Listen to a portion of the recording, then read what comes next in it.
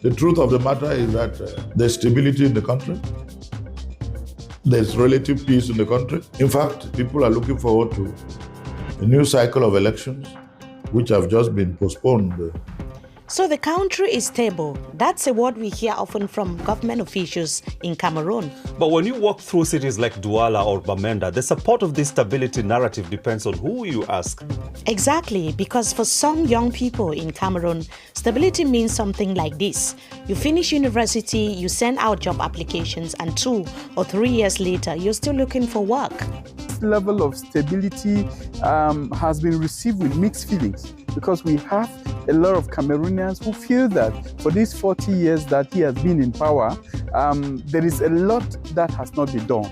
So if this is how some Cameroonians feel, what then does it tell us about President Paul Biya's legacy? Good question. And what practical changes need to happen now to make Cameroonians feel that they have a country that they can call their own? That is our topic today under the Baobab.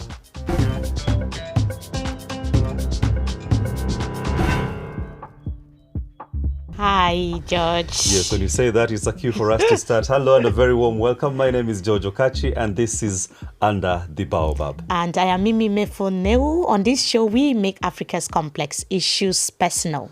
Yes, and we do so every Friday. Of the week. Yes, of the week. We speak with policymakers, political leaders and experts shaping the continent. And what we ask from you so that you can be part of this conversation is for you just to subscribe and join the conversation. That's very important. And we see that the community is growing, very interested in the topics that we handle on a weekly basis. Now, a lot is happening, yes, in Cameroon, to be very precise. Yeah. Yes, because that's where we are going to today, right? So your home country. Yes, and Pope Leo is visiting Cameroon, and the government is making everything possible that the roads are swept clean, constructed, that there's potable water.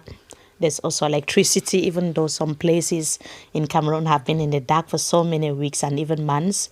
But the areas, the cities where the Pope will be passing through, yes, it has to be like spot on. Clean. It's just like the common analogy, Mimi. Whenever you expect me to come visit you at home, you make sure that everything is in order. But I mean, yes, I understand what you're talking about. Of course. And what our viewer and listeners should understand, the Pope's visit in the Central African nation raised hopes for peace and unity in a country grappling with a separatist insurgency. And I mean, it has been raging for years. Right. And ongoing political uncertainties, I should say, under President Paul Biya's decades-long rule. Right. Many also expressed concerns that the trip would give, some sort of legitimacy of Paul Biya even after the contested election, Mimi. Yeah, but we are talking about the Pope here, and we know that the Pope doesn't mince words when it comes to politics, when it comes to, conflict. He will say it as it is, and we see how the president was, the presidency was doing everything possible to some sort of change the constitution. The constitution has also been altered a little bit in Cameroon with President Paul Biya. Times in Cameroon now. Yeah, he's just signed a new bill into law creating the post of vice president. So we should be expecting a vice president even after this. Yes. And some experts have described the move as undemocratic. Yes, and I believe I've been reading through about, the reactions that followed, the promulgation of this particular, bill, assent to the bill actually by President Paul Biya. And many people are citing there was no public participation, and it is, skewed in a way that it will entrench the monarchy, continuity of, Biya's legacy against the will of Cameroonians. Especially that is going to take away the power from the people. We had the privilege of speaking to Professor Elvis Ngolle Ngolle, who is the minister he has been a minister under President Paul Biya. He's been Minister of Forestry, and he was in charge of special duties at the presidency of the Republic as well. He's been a long-time supporter. In fact, he put out a letter recently saying that he's going to support Paul Biya for life. For life. Yes. But of course, Ngolle Ngolle has also been a prominent defender of ruling Cameroon's People's Democratic Movement, the party that has governed the country for decades. I know, Mimi, with his background, he comes with, the democratic accolades, and people respect him for what he does in the academia as well. He's been teaching in, universities in Cameroon, and he also comes from the Anglophone region. Yeah, there's always this saying that when the learned in every society, the professors, stay quiet, the ordinary people would take over the debate and the discussions. That's also a very great observation there from you, Judge, because he is a professor of political science, and in theory, scholars are supposed to challenge power, not actually defend it. It doesn't matter whether you've been appointed by that power. Yes. Many people would expect that he would come out strongly and call names of those who have faulted in different ways when it comes to governance, those who have, faulted when it comes to human rights in Cameroon. But we've really not been seeing that when it comes to Professor Ngolle Ngolle. Yeah, and especially now, Mimi, after the contested election. I should say it's contested because we had remarks from opposition supporters, who say they feel like their victory was stolen, and there's some sort of, undertones that the country is not united. When we talk about uncertainty, the election's outcome, we can already, we continue to see the hallmarks of, anger, frustrations, people not having the exact results that they expected to see. When I was having this conversation about, accountability within the government, and also what exactly Professor Ngolle Ngolle thinks about the fact that we have a government in place, but nothing is really happening. Cameroonians are not really seeing things moving towards the direction that they want. Like the state of politics in Cameroon. Right. So I tried to find out from him why things are kind of stalling. And this is what he told us. The current political situation can be described as being stable. It's not like people are worried or there's instability. There's stability as far as the atmosphere is concerned. Are you downplaying the protests that happened after the election, where people believe that they voted for one candidate but another person was declared the winner? Some candidates sought to create tensions and even hate speech. They sought to do so, and they actually carried that out. And of course, the officers of law and order did their job to make the law prevail. The truth of the matter is that there's stability in the country. There's relative peace in the country. In fact, people are looking forward to a new cycle of elections. Most Cameroonians see themselves as men and women of virtue, men and women of values, men and women that are positive, constructive.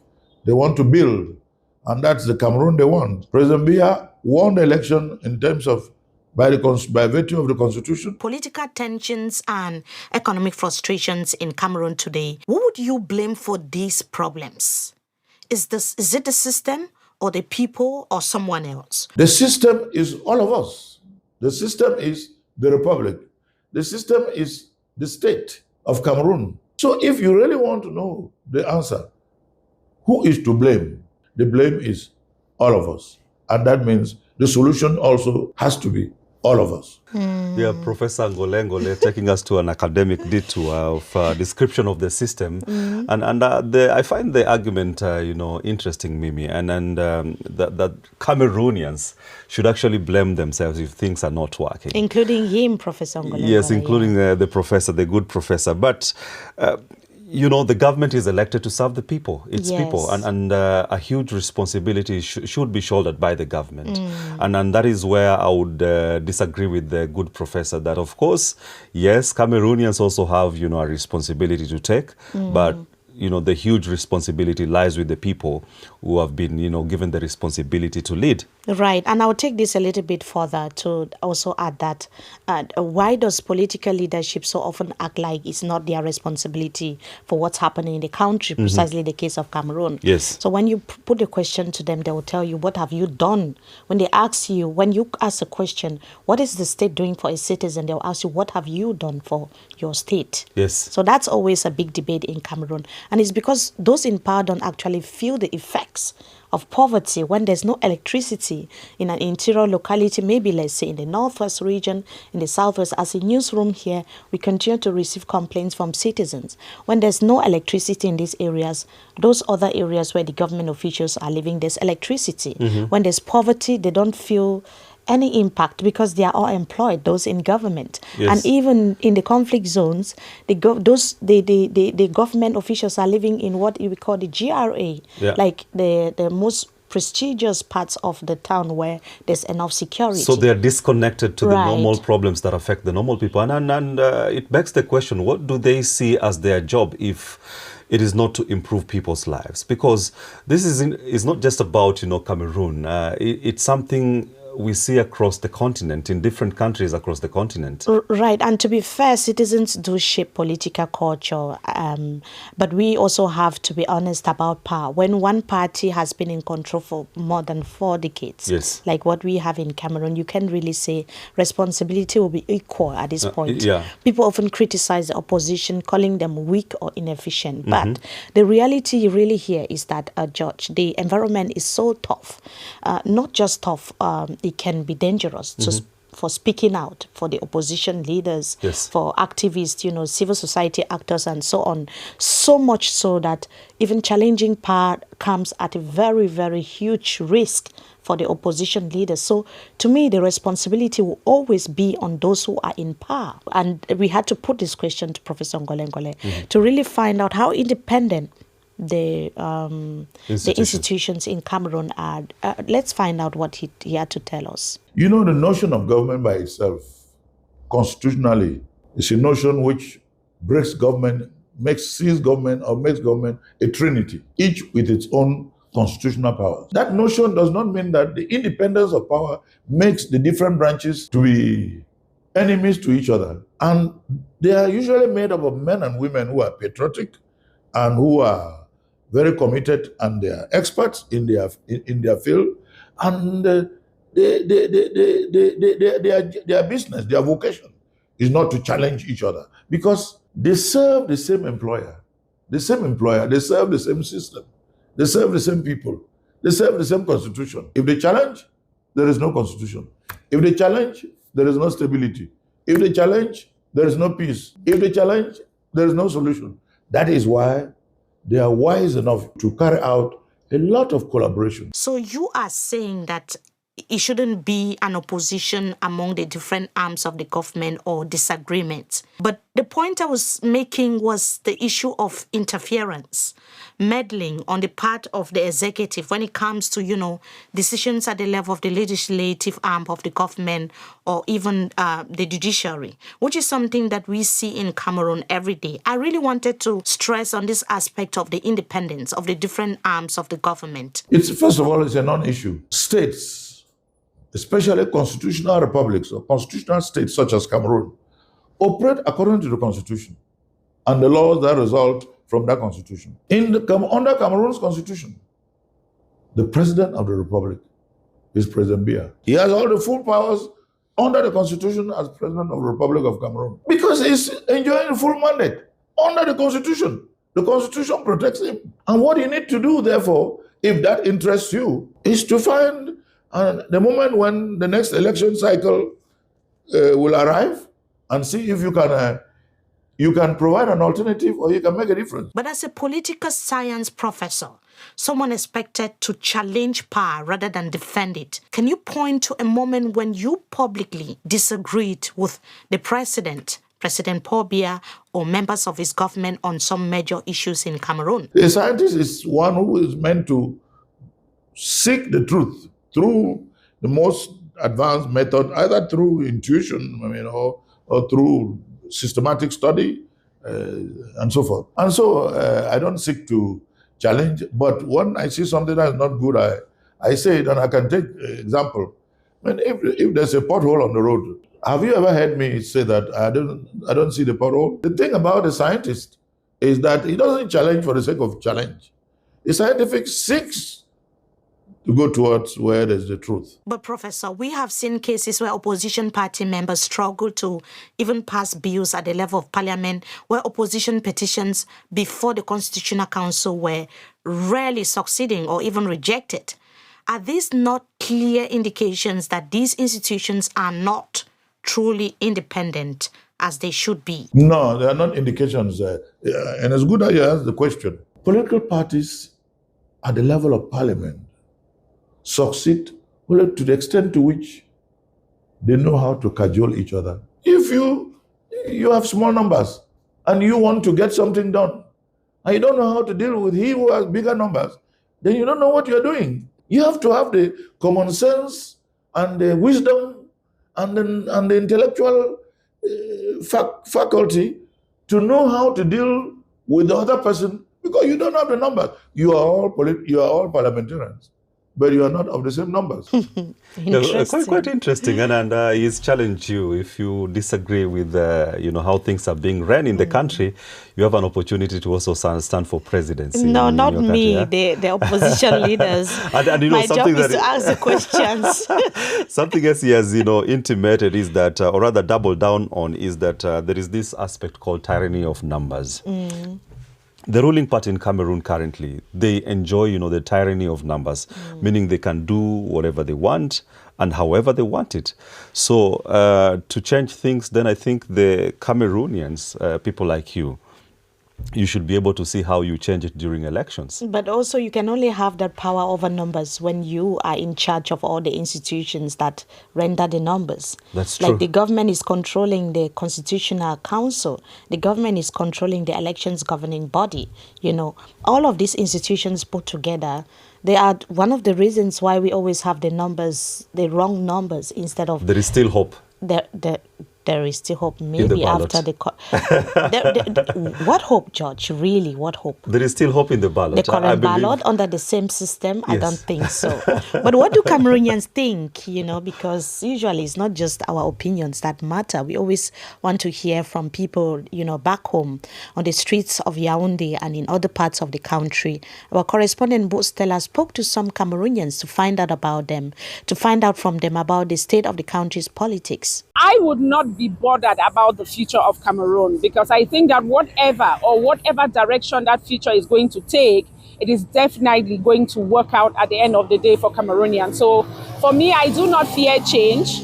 I do not worry a lot about what may come, but then we just have to prepare to ensure that whatever scenario we want to see, we can achieve it, by doing the work on the ground. There may be some difficulty in terms of the structures we have in place and in terms of the way politics is being done, but it does not cancel the fact that with the participation of a significant number of young people within the political space, they can bring about a lot of change. Yeah, I think I am worried about the present regime after Biya, because young people have not been prepared to take over a position of responsibility, and it is not when Biya has gone that you start preparing young people. This level of stability has been received with mixed feelings, because we have a lot of Cameroonians who feel that for these 40 years that he has been in power, there is a lot that has not been done. A lot has not been done. That is the assertion that he has, I believe it's something that many people are feeling like that as well. Yes, and to be very specific, when someone says that a lot has not been done, the debate actually goes beyond politics, Ordinary Cameroonians are thinking about something very simple. How do they survive every day, Yes, and I'm sure also parents are thinking about how do they send their kids to school? How do they afford, just basic, the basics, food? Shelter for their children. Fundamentally, most Cameroonians are concerned about life after Biya, What kind of leadership would they be having? Would there be uncertainties? Would there be hope? Is there a clear path of succession? And how is the future going to really look like, Tell me about it. I've heard that he wants to install his son as the next president. That's something that many Cameroonians don't even want to hear about, It's going to be like... But is it likely to sacrilege. that Is it likely to happens. happen? It can't happen because it doesn't even make sense to have someone that's not known in the political spheres in Cameroon, has never held any public posts or position.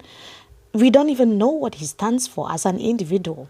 And then you're talking about him replacing But maybe he's young. his father as a president. Maybe because he's young. Youth means nothing. If he's young, then why can't a taxi driver or a graduate from the university who is young become president? Yes, but clearly, Mimi, away from the president's son, what chances do young people have, post Biya's, presidency? I guess that Professor Ngolle Ngolle will be telling us about that, even though he's not a young person himself. Let's hear from him. The majority of our people are young people. That's a fact. Most young people are not locked out. In fact, the president has committed himself in the present mandate to bringing in lots of young people and women. That's his commitment. But Professor, nearly 70% of Cameroon's population is under 30, and most have never experienced a change in national leadership, including myself. Do you understand why many young people feel locked out of the political future of their own country and want change? What is not existing in Cameroon is that there is no intergenerational conflict or tension between young people and the older generation. There isn't. The young people in Cameroon understand. They are creative, they are dynamic, they are ambitious, they have every right. They are the majority. But they are lucky to have a father, to have a president who believes in them and wants to integrate them. And I'm sure they are aware of that. So the idea of someone thinking and saying that they are locked out. They are locked out of what? They are not locked out. They are actually, the system is an open system, and the system is led by a leader who has committed himself to integrating these young people.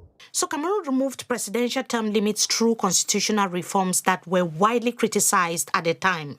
Looking back now, do you believe that removing term limits was a mistake? Again, it is good that you say that. That's a good question. And you are talking to a political scientist. The history of politics, term limits were not the panacea. In fact, in most advanced democracies, term limits were not always there. I don't want to call names. And so term limits began to be put. But it is not a panacea because not all countries put term limits. So if term limits come to play, as they did one time in our country, and then in 2008, term limits were taken away, it does not mean that something has gone wrong. The experience at that time, it was necessary to remove it. Whereas when it will be put back, and there will be a time when it will be put back. And when it is put back, it means that it is put back at the time when it is expedient or the context determines or demands that it will be there. Yeah, it's not a question of regret. I mean, and of course, he always makes has some his sense, way around things. But, Judge, when the conversation gets heated, what do we do? Normally here under the Baobab, we have to retreat under the shades of this beautiful tree and just to get to know our guest on the other side, who is Professor Ngolle Ngolle, and we do that through the rapid fire segment. Professor Ngolle, which one would you prefer? Party loyalty or national interests? National interest always. Continuity or change for Cameroon? Change in continuity, because they are not opposites, mutually opposites. They are actually continuum. Dialogue with critics or defending the status quo? Dialogue always. So quiet reflection or heated debate? Which one would you prefer? Both are important, but quiet reflection is good. Debate for debating's sake sometimes without reflection becomes useless. Loyalty to a leader or loyalty to the future of Cameroon? You always have to be loyal to a leader because you don't get to a future without a leader. Achu or arrow for dinner? Well, I've eaten both, by the way, but I'm more comfortable with arrow because I eat arrow more often. And it's only normal because I'm from the southwest. I mean, I've eaten achu always when I've had a chance to have it, when I'm either in the northwest or somewhere in Bamenda. I knew you would say arrow. Which leader inspires you the most? In history, I've always been inspired by Abraham Lincoln and Nelson Mandela. In contemporary terms, I continue to admire President Biya. What is the title of the last book or academic work you read? Ooh, I'm such a reader and I've read so many books. Right now I'm reading something about, I don't know how to, exactly the titles. I want you to complete this sentence for us. Without Paul Biya in power, Cameroon will be... Without Paul Biya in power, Cameroon will be Cameroon. Just like Cameroon is Cameroon when he's in power. That's Interesting, good. yeah? Interesting. Yeah, and I tell me like how about this he Errol and Achu. What is it about? Well, that's like, should I say staple food? But that's like traditional meals. In the northwest is achu, and the southwest is eru. So that's something that you can even have for breakfast. But Okay, I yeah. want Achu after this show. But let's get to the subject It takes matter. hours to get it ready. Yes, at the beginning we also mentioned the issue of security, because it is one of the biggest challenges facing Cameroon today.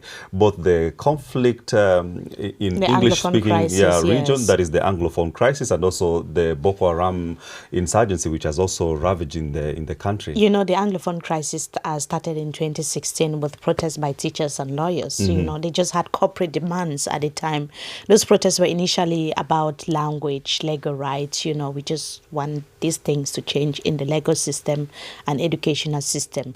But over time, the situation escalated into a bloody armed conflict, like you've just said. Yes, and during the Pope's visit, I had many Cameroonians expressing that maybe this visit would herald, the hope for peace finally coming to this part of Cameroon. And hundreds have been displaced, and the toll of this particular conflict cannot be overtold, Mimi. Of course, not just displaced. People have been arrested, unjustly because of this conflict. People have died because of this conflict. People have become, refugees. Others are seeking exile out of the country because of this. But the impact of this conflict has been devastating. And like you said, many Cameroonians are just saying, we are tired of the gunshots. We are tired of the killings. We are tired of burying our children, even old mothers who have remained in these regions. We just want some sort of, peace. We want stability. And the question is, how come this system, the Biya regime, has not been able to address this conflict after 10 years, given the resources that they have in place, given the capability they have, what it takes to end this conflict? But why is it still prolonging? That's a question that I put to Professor Ngolle Ngolle. The Anglophone problem began almost 65, 64 years ago. And when it began, it was not begun by the French people, or the English people, or the Americans. They were Cameroonians. So it would be wrong for us to think that, the blame is someone else, and we forget ourselves. That means we should ask ourselves, what is our contribution to the problem, and how can we be part of the solution? But what about the responsibility of the government itself, including key ministers and President Paul Biya, since the conflict began in 2016?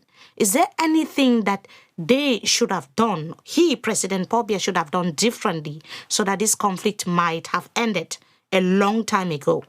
He is the head of the system. And we should first of all appreciate the fact that as head of the system, he has taken the responsibility to find solutions to the problems raised. It is a national problem.